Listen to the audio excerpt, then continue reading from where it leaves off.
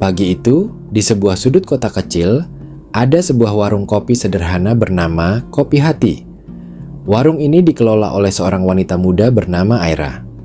Dengan senyum hangat dan tangan cekatan, Aira selalu berhasil membuat pelanggan merasa betah. Ia membuka warung tersebut sejak kepergian ayahnya 5 tahun lalu, melanjutkan usaha keluarga kecil mereka. Namun, pagi itu berbeda.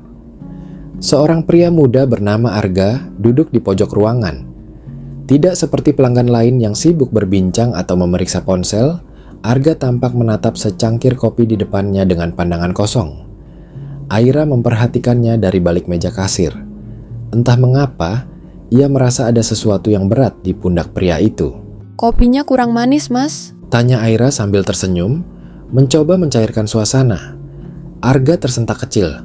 Oh, tidak, Mbak. Kopinya enak. Jawabnya singkat. Namun, dari nada suaranya, Aira tahu ada cerita yang tersembunyi di balik tatapan kosong itu.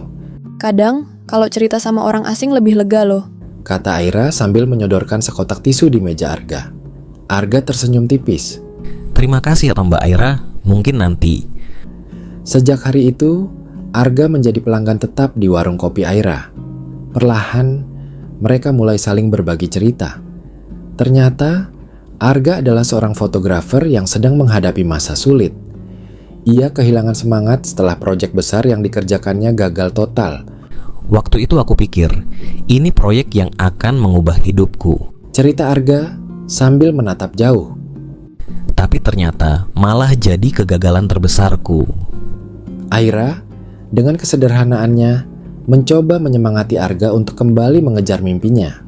Mas Arga tahu nggak, kopi ini butuh berpuluh-puluh kali percobaan sampai rasanya pas. Kalau aku menyerah di awal, mungkin warung ini nggak akan ada. Arga tersenyum kecil. Kamu benar ya Mbak, kadang aku lupa, kegagalan itu bagian dari perjalanan. Di sisi lain, Aira juga menyimpan cerita yang belum pernah ia bagikan pada siapapun. Diam-diam, ia bermimpi ingin membuka sebuah galeri seni kecil di kota itu. Warung kopi hanyalah batu loncatan untuk mengumpulkan dana demi mewujudkan mimpinya. Namun, seperti Arga, Aira sering merasa ragu pada kemampuannya. Kenapa nggak dicoba aja? Kata Arga suatu sore saat mereka berbincang. Aku nggak yakin bisa.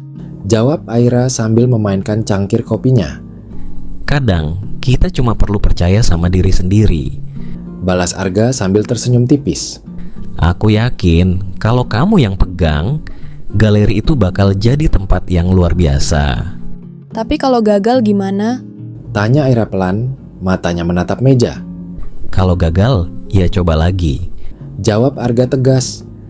Yang penting, kamu nggak menyerah sebelum mulai. Kata-kata itu sederhana, tapi menusuk tepat di hati Aira. Sejak saat itu, mereka saling menyemangati, seolah menjadi cermin satu sama lain.